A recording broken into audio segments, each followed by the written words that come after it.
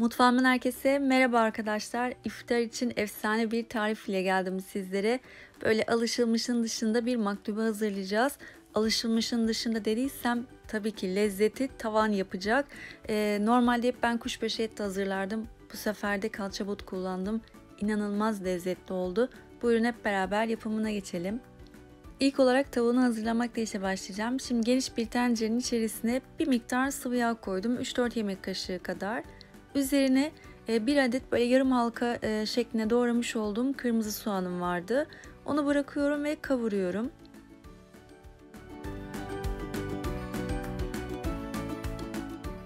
Soğanları çok öldürmüyoruz. Böyle hafif diri kalacak. Şimdi üzerine bir tane çubuk tarçın ve 3-4 adet de defne yaprağı bırakıyorum. Hemen ardından bir çay kaşığı karabiber ve yarım çay kaşığı da zerdeçalı üzerine bırakıyorum. Güzelce karıştırıyorum ve böylece eklemiş olduğum baharatların soğanla iyice harmanlanmasını sağlıyorum.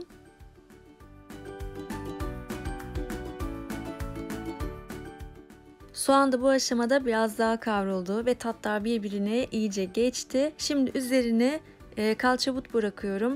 İsterseniz tavuk baget de kullanabilirsiniz.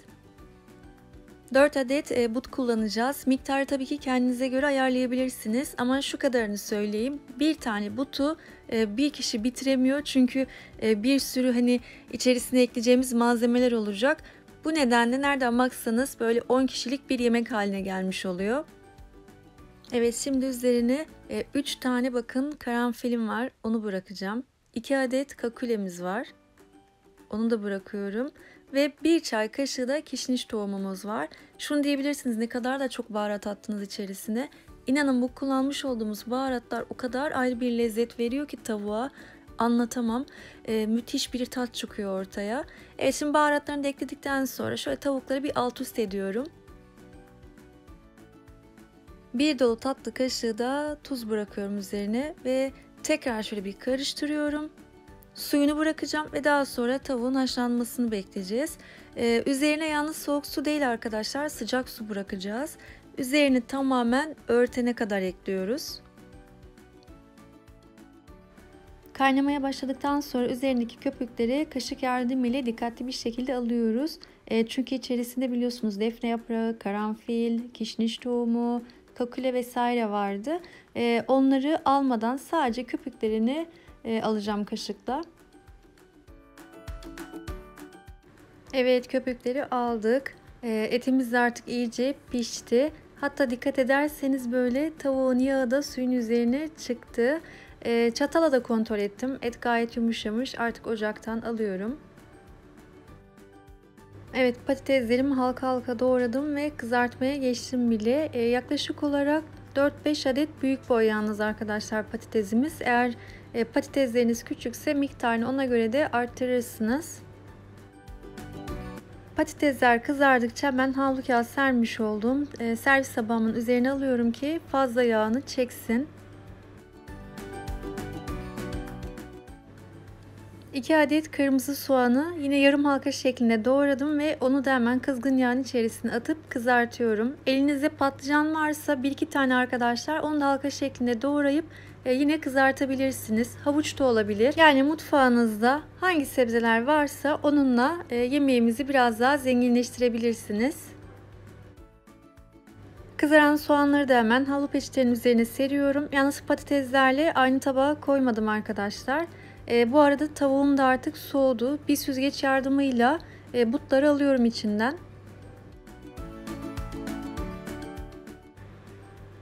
Evet, şimdi butları içinden aldım ama biz bu suyu atmıyoruz arkadaşlar. Yemeğimizi öyle güzel bir lezzet, öyle güzel bir aroma verecek ki anlatamam. Şimdi geniş bir kabın içerisine tel süzgeci bıraktım ve tavuğun suyunu üzerine boşaltıyorum. Süzgecin üzerinde ise bırakmış olduğumuz baharatlar kalacak. Evet, tavuk suyunu hemen kenara alıyorum. Sıra geldi pirinci hazırlamaya. Şimdi elimde 3 su bardağı basmati pirincimiz var. Üzerine su döküyorum. Yaklaşık böyle bir 10-15 dakika kadar bekletiyorum suyun içerisinde. Daha sonra suyunu süzüp güzelce yıkıyorum nişastası çıkana kadar. Gerçi bu pirinçten çok fazla bir nişasta olmuyor. Bu pirincin kendi özelliği. Süzdükten sonra üzerine 1,5 tatlı kaşığı tuz bıraktım. Ve elimde şimdi baharatlar var. Yarım çay kaşığı karabiber, yarım çay kaşığı zerdeçal, yarım çay kaşığı tarçın, yarım çay kaşığı dövülmüş kakule ve 2 tane de karanfilim var. Dökmeden önce kaşıkla hepsini şöyle güzelce bir karıştırıyorum. Belki size hani baharat miktarı çok gibi gelecek ama kesinlikle öyle düşünmeyin arkadaşlar. Çok güzel bir lezzet veriyor. Baharatları karıştırdık. Pirincin üzerine döktük. Şöyle güzelce bir karıştıralım. Hepsi birbiriyle harmanlansın. Tatları birbirine geçsin. Evet, şimdi kullanacağımız tencerenin tabanını ben öncelikle yağladım. Daha sonra yağlı kağıdı tencerenin tabanına göre kestim. Yerleştiriyorum. Tabanına ilk olarak haşlamış olduğumuz butları yerleştiriyoruz. Tabanını tamamen kaplayacak şekilde. Kızartmış olduğumuz patatesleri de yerleştiriyoruz. İlk başta bu görmüş olduğunuz boşlukları dolduralım arkadaşlar. Onlar dolduktan sonra zaten tavuğun yüzeyi de kaplanmış olacak. Daha önce dediğim gibi elinizde patlıcan vardır, havuç vardır veya kabak vardır. Seviyorsanız onları da kızartıp yerleştirebilirsiniz sırasıyla.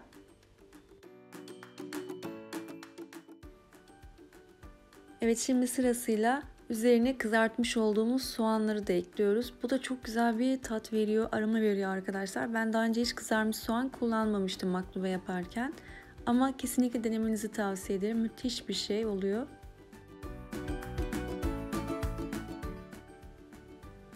Evet, şimdi baharatlamış olduğumuz pirinci de üzerine ekliyoruz.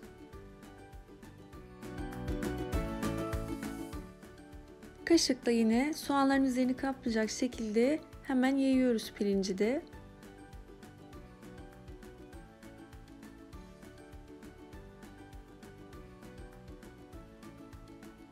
Evet, artık ocağa vereceğim ama ocağa vermeden önce üzerine tavuk suyunu, ayırmış olduğumuz tavuğun suyunu döküyoruz.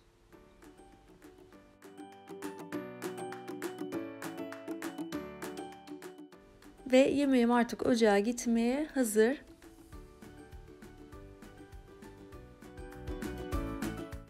Tavuk suyu bakın yüzeyini kaplayana kadar döktüm. Elimdeki tavuk suyunun neredeyse hepsini kullandım. Kapağını kapattım ve yüksek ateşte su miktarı bakın azalana kadar pişirdim. Şimdi su miktarı azaldı.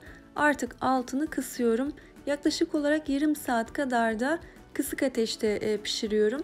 Ama tabii ki yani siz almadan önce bir çubuk yardımıyla kontrol edin bakalım hani suyunu çekmiş mi, tamamen çekmemiş mi diye. Benimki yarım saat böyle 40 dakika arasında suyunu tamamen çekmişti. Yemeğim hazır arkadaşlar. Şimdi servis tabağı ile üzerini kaplıyorum ve ters çeviriyorum. Ters çevirdikten sonra ama hemen tencereyi çekmiyorum. Böyle bir 5 dakika kadar dinlenmesi için bırakıyorum ve daha sonra tencereyi dikkatli bir şekilde alacağım.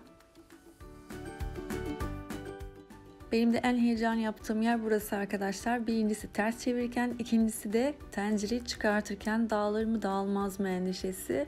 Evet, yavaşça kaldırıyorum. Birden kaldırmayın arkadaşlar. Dağılma riski çok fazla olur.